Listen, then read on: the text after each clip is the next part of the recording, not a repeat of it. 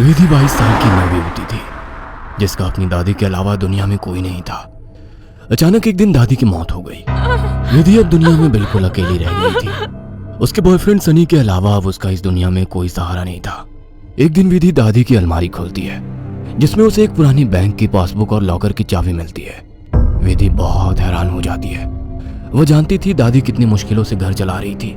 फिर ऐसे में उनके पास से मिली ये लॉकर की चाबी देखकर विधि के मन में सवालों की झड़ी लग गई थी। ऐसा क्या है उस लॉकर में जिसके बारे में दादी ने उसे आज तक नहीं बताया? सवाल बहुत सारे थे जिनका जवाब ढूंढना था। दादी की डेथ सर्टिफिकेट लेकर जब वो बैंक पहुंची तो उसे दादी की लॉकर का एक्सेस मिल गया। उत्सुकतावश उसने लॉकर खोला तो उसमें सिर्फ उसे कुछ कागज दिखाई दिए।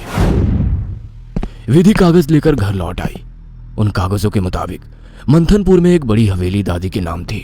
इतनी बड़ी हवेली है दादी के पास और हम सालों से इस 2 कमरे के किराए के मकान में जी रहे हैं। ऐसा क्यों किया दादी ने?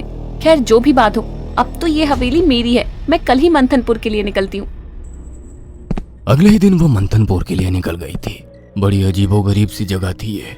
मेन रोड से हवेली की तरफ जाने वाली सड़क बिल्कुल सुनसान थी। गाड़ी तो क्या, पैदल चलता हुआ भी कोई इंसान नहीं दिख रहा था। सड़क पर गहरा सन्नाटा पसरा हुआ था। सड़क के दोनों तरफ घने ऊंचे पेड़ लगे थे। इतने पेड़ पौधे होने पर भी वहां किसी भी पक्षी का कलरव नहीं था, कोई जानवर नहीं। धीरे धीरे अंधेरा हो रहा था। सड़क किनारे लगे घने पेड़ अब जंगल की तरह दिखाई पड़ रहे थे। सड़क पर फैली खामोशी अब विधि को डरा रही थी। कुछ ही देर में वो पैदल चलते हुए हवेली तक पहुंच गई थी। हवेली काफी पुरानी दिखाई पड़ रही थी। ऐसा लगता था कि सालों से वहां किसी ने पैर ही नहीं रखा। हवेली के 500 मीटर के दायरे में गिने चुने ही मकान थे और जो थे वो भी खाली पड़े हुए थे। विधि के मन में कुछ अजीब सी उथल पुथल मची हुई थी। मेन गेट खोलकर वो हवेली के अंदर पहुंच गई। अंदर का नजारा देखकर वो दंग रह गई थी। पूरी हवेली जगमगा रही थी। अंदर महंगे फर्नीचर और सजावटी सामान देखकर विधि का मुंह खुला का खुला रह गया था। अरे वाह, ये हवेली तो बहुत वेल मेंटेन्ड है। लगता है यहाँ जरूर कोई रहता है। हेलो, कोई है? कोई है यहाँ? विधि पूरी हवेली में घूमकर वहां रहने वाले व्यक्ति को ढूंढ रही थी। ढूंढते ढूंढते वो हवेली के अंदर आकर देखने लगती है। तभी एक बूढ़ी औरत ना जाने कहां से विधि के सामने आ जाती है। बूढ़ी के चेहरे पर गहरी झुर्रियां थी और कमर झुकी हुई थी। काला लबादा पहने, आधा मुंह पल्लू में छिपाए, वो औरत बेहद डरावनी लग रही थी। आउच! डरा दिया आपने। क्यों आई हो यहाँ? लौट जाओ। मैं कहीं नहीं जाने वाली, ये मेरी हवेली है। बाय द वे, आप कौन? यहाँ कोई नहीं रह सकता, शैतान रहता है यहाँ। लौट जाओ।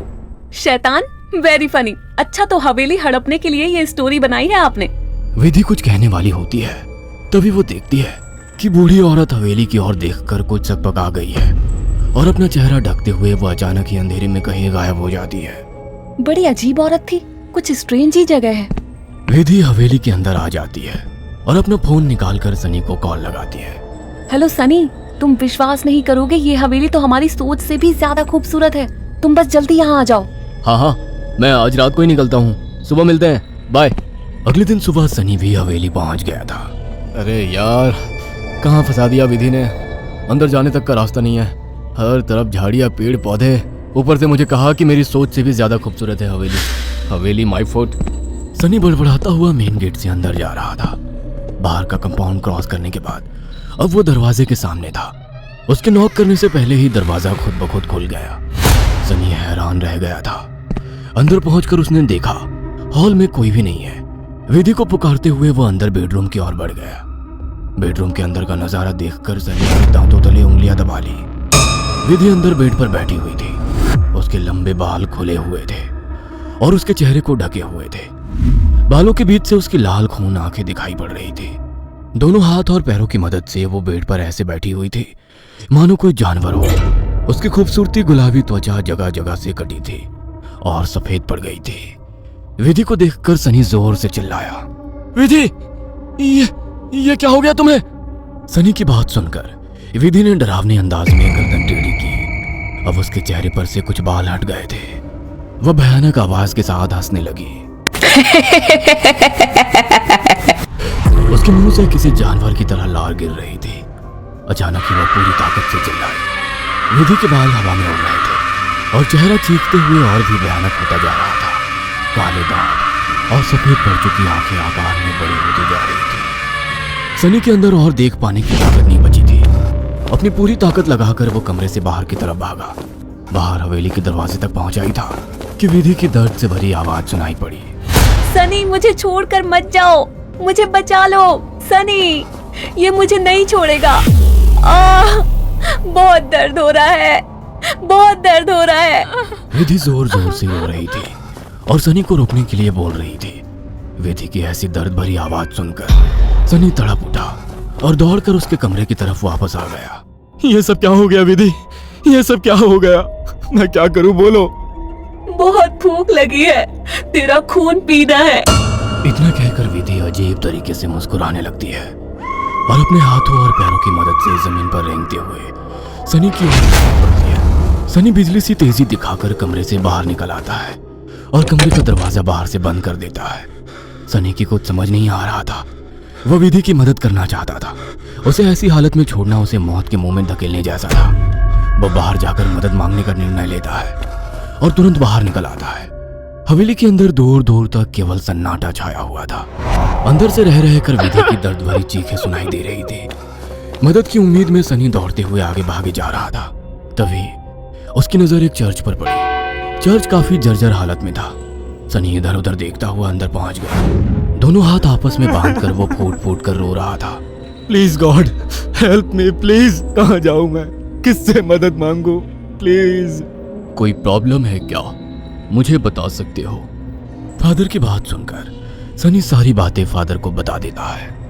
परेशान मत हो डियर, मैं तुम्हें हॉली वाटर दे रहा हूँ, जाकर अपनी गर्लफ्रेंड के ऊपर छिड़क देना। God bless. Sunny holy water लेकर हवेली लौट आया था। उसने विधि के रूम का दरवाजा खोला तो वो दीवारों पर चल रही थी।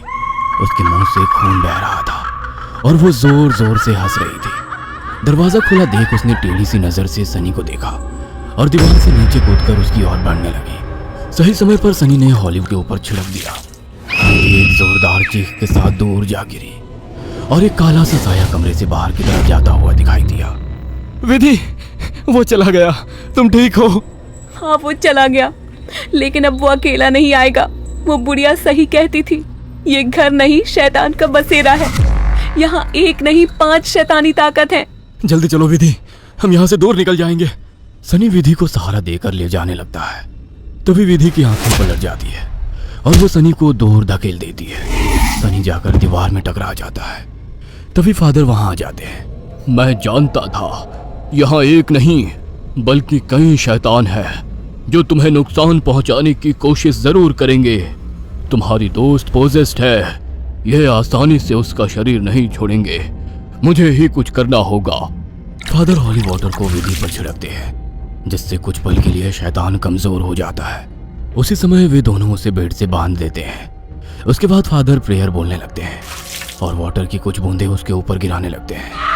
विधि पूरी ताकत लगाकर चीख रही थी। फिर कुछ देर बाद अचानक उसने चीखना बंद कर दिया। भयंकर सी आवाज में उसने कहा, ये मेरा शिकार है, तुझे क्या लगता है इसे बचा लेगा?